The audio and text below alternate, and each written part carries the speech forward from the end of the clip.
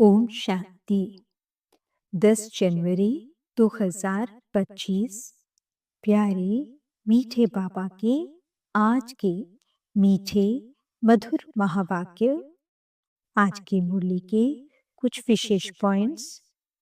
आज बाबा हमें समझाते कि हम बच्चों का ये जीवन अमूल्य है। हमें अपने शरीर की अच्छी रीति संभाल करनी है। इसमें रहते हुए स्वयं को आत्मा समझ सर्व को आत्मिक भाई भाई की दृष्टि से देखना है। अपने को चेक करते रहना है कि मैं आत्मा कितना श्रीमत के अनुसार चलती हूँ। मेरा पुरुषार्थ कैसा है, मेरी सर्विस कैसी है। बाबा कहते, जितना जितना हम स्वयं पर अटेंशन रखेंगे, उतना आत्मा की जंग निकलती जाएगी और कर्मेंद्रियां शीतल होती जाएंगी।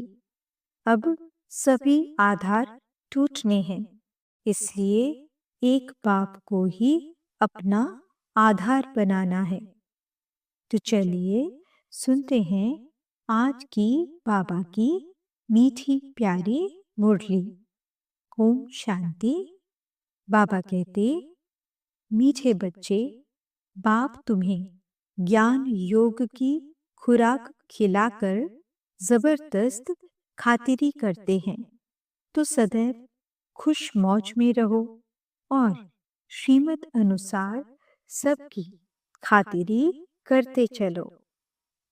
प्रश्न, इस संगम युग पर आपके पास सबसे अमूल्य चीज कौन सी है जिसकी संभाल करनी है? उत्तर, इस सर्वोत्तम ब्राह्मण कुल में आपकी यह जीवन बहुत अमूल्य है, इसलिए शरीर की संभाल जरूर करनी है। ऐसे नहीं, यह तो मिट्टी का पुतला है, कहाँ यह खल्लास हो जाए। नहीं, इनको जीते रखना है। कोई बीमार होते हैं तो उनसे तंग नहीं होना चाहिए। उनको बोलो, तुम शिव बाबा को याद करो। जितना याद करेंगे उतना पाप कटते जाएंगे। उनकी सर्विस करनी चाहिए। जीता रहे, शिव बाबा को याद करता रहे। ओम शांति। ज्ञान का तीसरा नेत्र देने वाला रूहानी बाप बैठ रूहानी बच्चों को समझाते हैं। ज्ञान का तीसरा नेत्र सिवाय बाप के और कोई दे नहीं सकता। अभी तुम बच्चों को ज्ञान का तीसरा नेत्र मिला है। अभी तुम बच्चे जानते हो कि यह पुरानी दुनिया बदलने वाली है। बिचारे मनुष्य नहीं जानते कि कौन बदलाने वाला है और कैसे बदलाते हैं, क्योंकि उनको ज्ञान का तीसरा नेत्र ही नहीं है। तुम बच्चों को अभी ज्ञान का तीसरा नेत्र मिला है, जिससे तुम सृष्टि के आदि मध्य अंत को जान गए हो।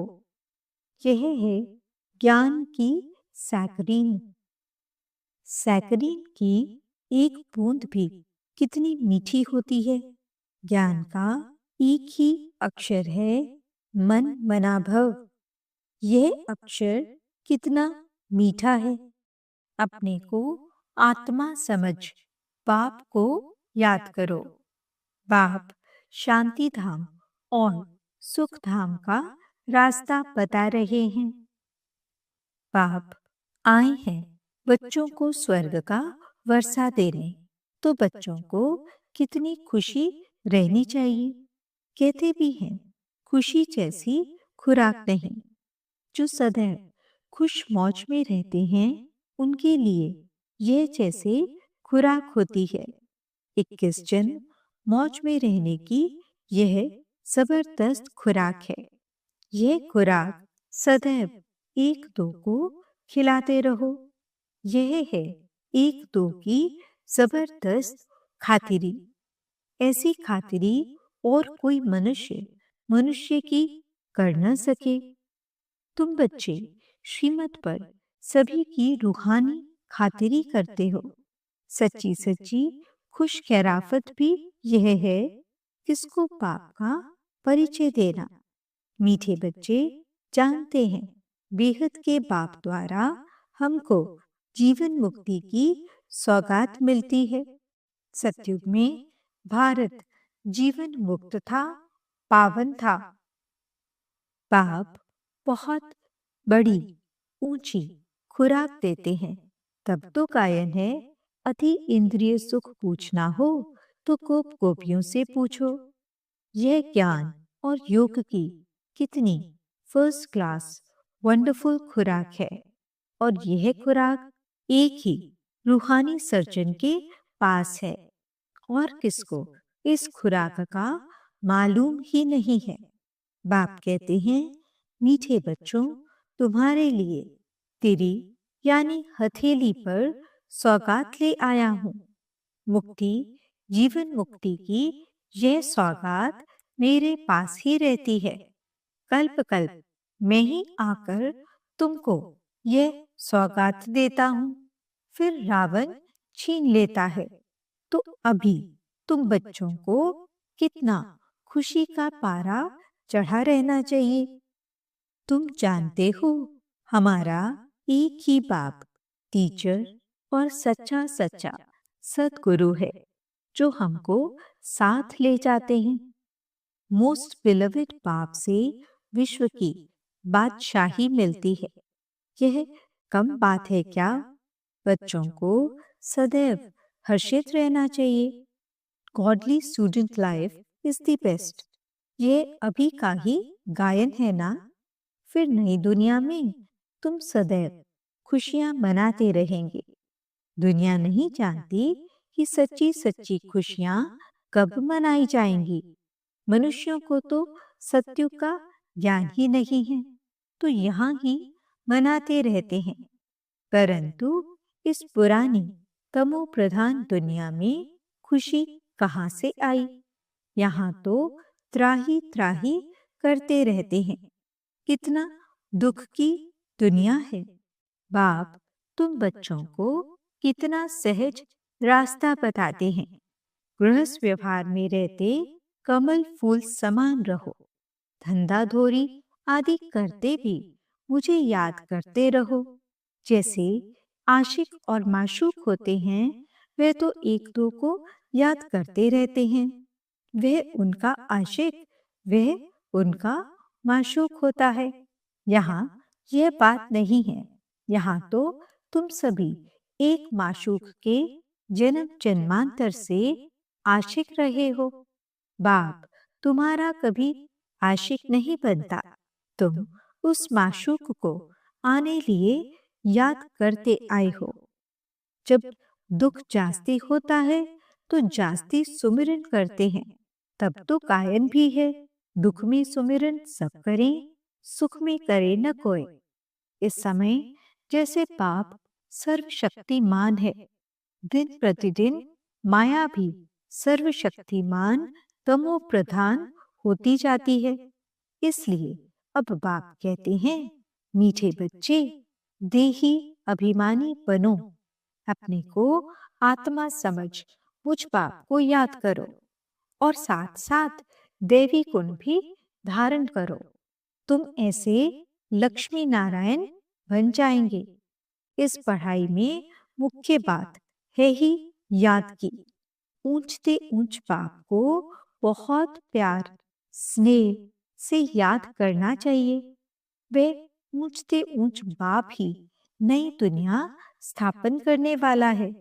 बाप कहते हैं मैं आया हूं तुम बच्चों को विश्व का मालिक बनाने। इसलिए अब मुझे याद करो तो तुम्हारे अनेक जन्मों के पाप कट जाएंगे।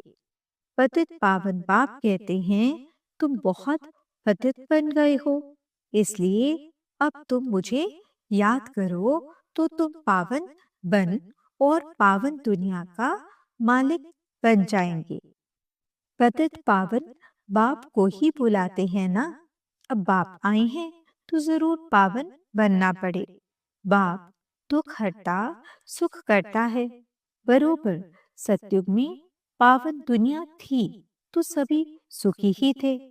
अब बाप फिर से कहते हैं, बच्चे शांति धाम और सुख धाम को याद करते रहो। अभी है संगम युग। खेवैया तुमको इस पार से उस पार ले जाते हैं। नैया कोई एक नहीं, सारी दुनिया जैसे एक बड़ा जहाज है, उनको पार ले जाते हैं। तुम मीठे बच्चों को कितनी खुशियां होनी चाहिए। तुम्हारे लिए तो सदैव खुशी ही खुशी है। बेहद का बाप हमको पढ़ा रहे हैं। वाह, ये तो कभी न सुना न पढ़ा।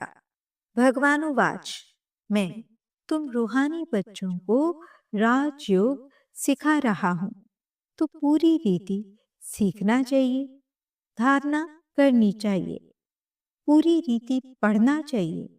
पढ़ाई में नंबर बार तो सदैव होते ही हैं।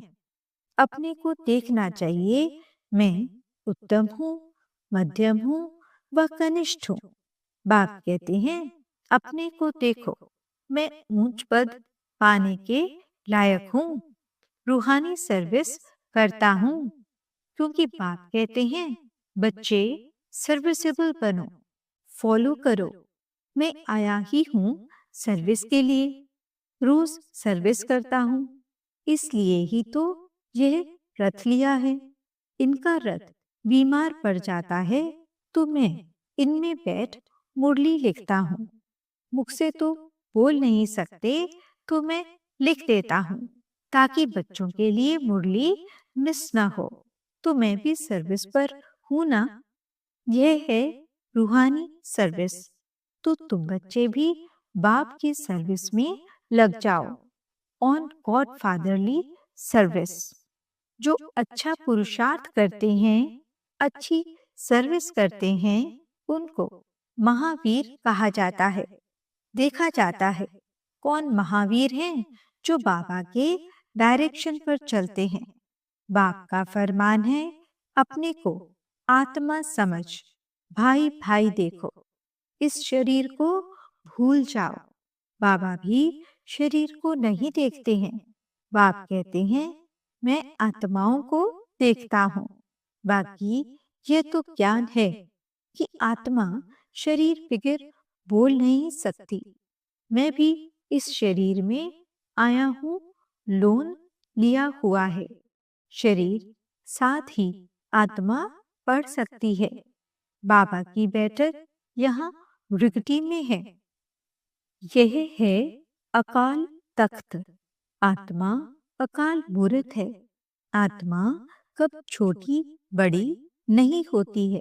शरीर छोटा बड़ा होता है। जो भी आत्माएं हैं, उन सभी का तख्त यह मृगटी है। शरीर तो सभी के भिन्न भिन्न होते हैं। किसका अकाल तख्त पुरुष का है, किसका अकाल तख्त स्त्री का है, किसका अकाल तख्त बच्चे का है। बाप बैठ बच्चों को रूहानी ड्रिल सिखलाते हैं। जब कोई से बात करो तो पहले अपने को आत्मा समझो। हम आत्मा फलाने भाई से बात करते हैं। बाप का पैगाम देते हैं कि शिव बाबा को याद करो। याद से ही जंग उतरनी है।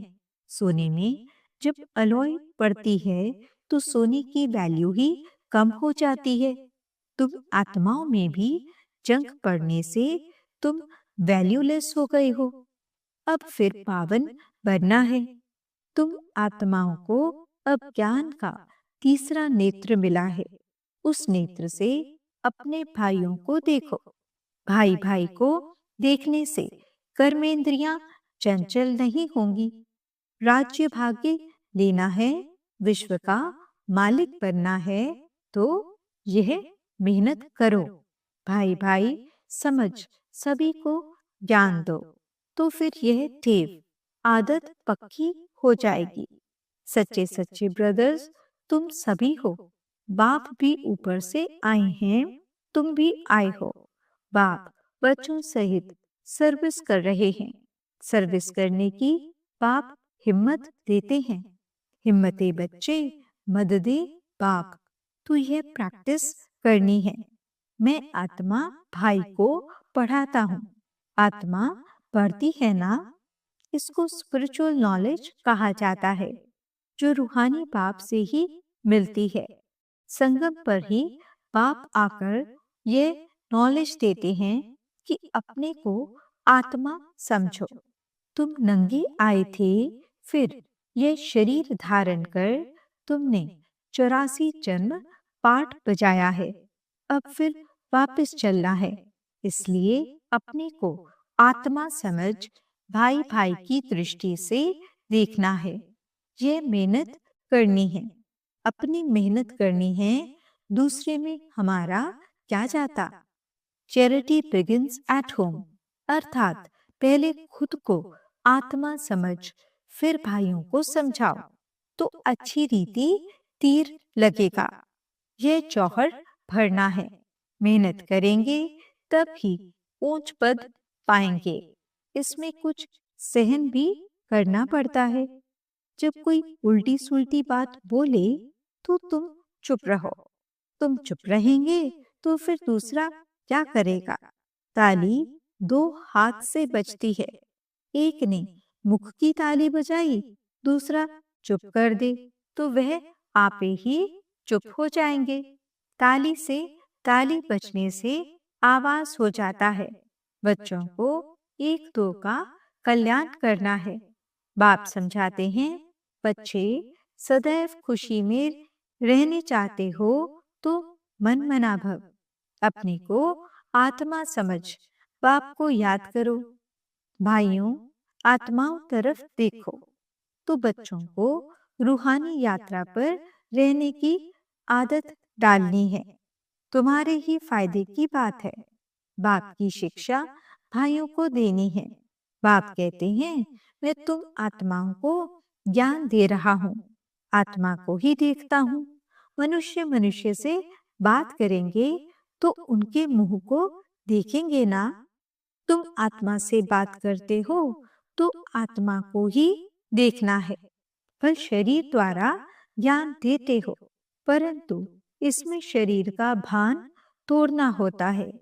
तुम्हारी आत्मा समझती है, परमात्मा बाप हमको ज्ञान दे रहे हैं।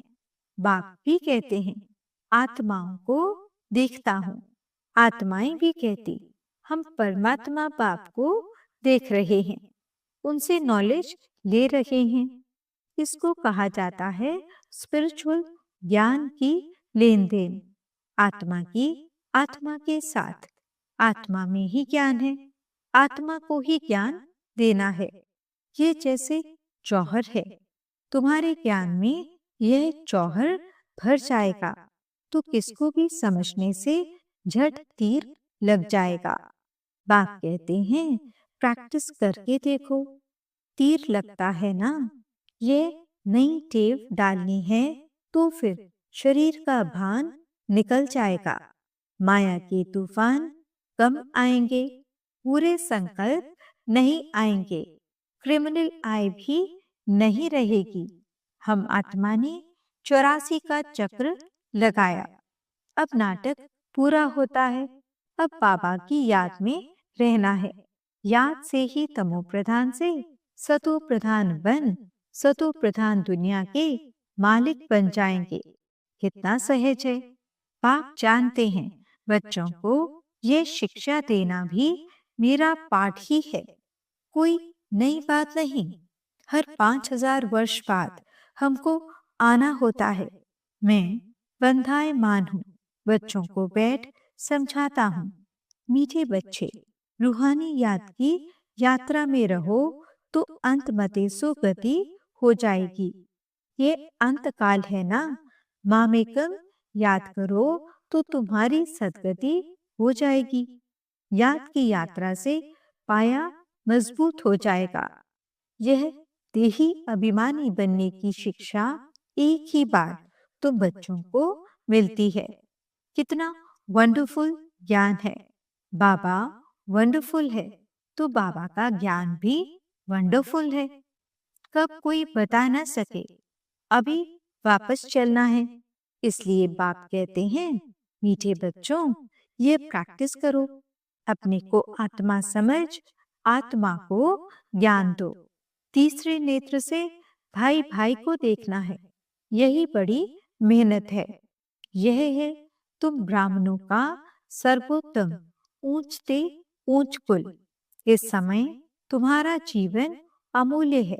इसलिए इस शरीर की भी संभाल करनी है। तमो प्रधान होने कारण शरीर की आयु भी कम होती गई है। अब तुम जितना योग में रहेंगे उतना आयु बढ़ेगी। तुम्हारी आयु बढ़ते बढ़ते 150 वर्ष हो जाएगी सतयुग में। इसलिए शरीर की भी संभाल करनी है। ऐसे नहीं, यह तो मिट्टी का पुतला है, कहाँ ये खल्लास हो जाए। नहीं, इनको जीते रखना है। यह अमूल्य जीवन है ना। कोई बीमार होते हैं तो उनसे तंग नहीं होना चाहिए। उनको भी बोलो, शिव बाबा को याद करो। जितना याद करेंगे उतना उनके पाप कटते जाएंगे। उनकी सर्विस करनी चाहिए। जीता रहे, शिव बाबा को याद करता रहे। ये समझ तो रहती है ना। हम बाबा को याद करते हैं, आत्मा याद करती है बाप से वर्षा पाने के लिए। अच्छा, मीठे मीठे सिकिलते बच्चों प्रति नंबरवार पुरुषार्थ अनुसार माता पिता बाप दादा का याद प्यार और गुड मॉर्निंग। रूहानी बाप की रूहानी बच्चों को नमस्ते। हम रूहानी बच्चों की रूहानी बाप दादा को दिल व जान सिखवा प्रेम से नमस्ते नमस्ते नमस्ते जी। गुड मॉर्निंग बाबा। शुक्रिया बाबा। धारणा के लिए मुख्य सार। पहला पॉइंट, अपने को देखो। मैं पुरुषार्थ में उत्तम हूँ, मध्यम हूँ या कनिष्ठ हूँ। मैं ऊंच पद पाने के लायक हूँ। मैं रूहानी सर्विस करता हूँ। दूसरा पॉइंट, तीसरी नेत्र से आत्मा भाई को देखो। भाई भाई समझ सभी को ज्ञान दो। आत्मिक स्थिति में रहने की आदत डालो तो कर्मेंद्रियां चंचल नहीं होंगी। वरदान, ब्रह्मा बाप समान महात्याग से महान भाग्य बनाने वाले फरिश्ता सो विश्व महाराजन भव। फरिश्ता सो विश्व महाराजन बनने का वरदान उन्हीं बच्चों को प्राप्त होता है जो ब्रह्मा बाप के हर कर्म रूपी कदम के पीछे कदम उठाने वाले हैं, जिनका मन बुद्धि संस्कार सदा बाप के आगे समर्पित है। जैसे ब्रह्मा बाप ने इसी महात्याग से महान भाग्य प्राप्त किया, अर्थात नंबर 1 संपूर्ण फरिश्ता और नंबर 1 विश्व महाराजन बने। ऐसे फॉलो फादर करने वाले बच्चे भी महान त्यागी व सर्वस्व त्यागी होंगे। संस्कार रूप से भी विकारों के अंश का त्याग करेंगे। स्लोगन, अभी सब आधार टूटने हैं, इसलिए एक बाप को अपना आधार बनाओ। ओम शांति। आज के अव्यक्त इशारे। अपनी शक्तिशाली मनसा द्वारा सकाश देने की सेवा करो। इतनी सारी प्रकृति को परिवर्तन करना, तमोगुणी संस्कारों वाली आत्माओं के तमोगुणी वाइब्रेशंस को बदलना और स्वयं को भी ऐसे खुने नाहिक वायुमंडल के वाइब्रेशंस से सेफ रखना तथा उन आत्माओं को सहयोग देना इस विशाल कार्य के लिए मनसा को शुभ भावनाओं से संपन्न, शक्तिशाली बनाओ। ओम शांति।